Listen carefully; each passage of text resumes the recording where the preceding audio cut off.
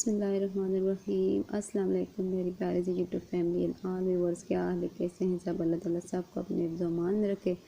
जी तो मैं जब अपनी सिस्टर के यहाँ गई थी और मैंने कहा था कि वीडियो का सेकंड पार्ट भी आएगा, तो आज सेकंड पार्ट के साथ हाजिर हूँ। वहाँ पे हम लोगों ने बनाया था मिसाले वाला गुड़, तो सोचा ये भी आप लोगों के साथ शेयर कर लूँ। तो मिसाले वाला गुड़ कैसे बनता है, उसमें क्या क्या हमने डाला, ये मैं आप सबको बता देती हूँ। ये मैंने ले ली कुछ बादाम, कुछ नारियल, थोड़े से पीनट्स, फलियाँ, काली मिर्च और गुड़। और वो क्या कहते हैं ना कि जितना शक्कर डालोगे उतना मीठा होगा, तो यहाँ अपनी मर्ज़ी के मुताबिक मसाला जार डाल दो। ये है जी मोहम्मद लबीक, और इसको रेसिपी के अंदर बिल्कुल भी यूज़ नहीं करना है। जी तो बात मैं कर रही थी कि जितना गुड़ डालेंगे, जितना शक्कर डालेंगे उतना ही मीठा, कुछ इस तरह का मुहावरा है ना जी। तो आप इसमें पिस्ता भी डाल सकते हैं, काजू भी डाल सकते हैं, अखरोट भी डाल सकते हैं, जो जो चीज़ें आप आपकी मर्ज़ी पे डिपेंड करता है।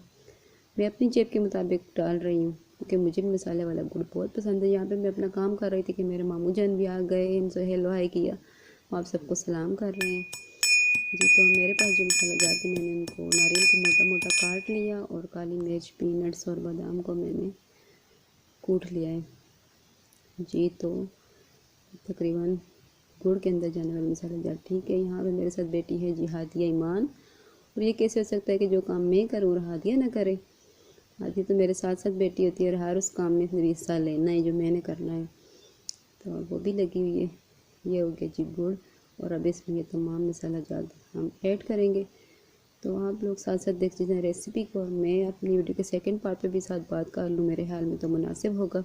देखिए हादिया और एब्बा गुड़ खाने में लगी हुई और लबीक मोबाइल के साथ खेल रहे हैं जी। तो सेकंड पार्ट ये है कि मैं अपनी मादरी ज़बान का एक लफ्ज़ आप लोगों के साथ शेयर करती होती हूँ, और पिछली वीडियो में आई थिंक मैंने जो लफ्ज़ शेयर किया था वो था गीटा जी। तो कमेंट में बताया गया था पत्थर, इसका जवाब पत्थर ठीक है भी किसी हद तक और नहीं भी, क्योंकि पत्थर जो होता है थोड़ा बड़े साइज़ का होता है। जो छोटे साइज़ के पत्थर होते हैं जिनको उर्दू में कंकर कहते हैं, उस कंकर को हमारी ज़बान में गीटा बोलते हैं जी। तो ये तो हो गया पिछली वीडियो का लफ्ज़, और आज का नया लफ्ज़ है कद जी। तो कद को उर्दू में क्या कहते हैं इस पर बात करेंगे इंशाल्लाह नेक्स्ट वीडियो में।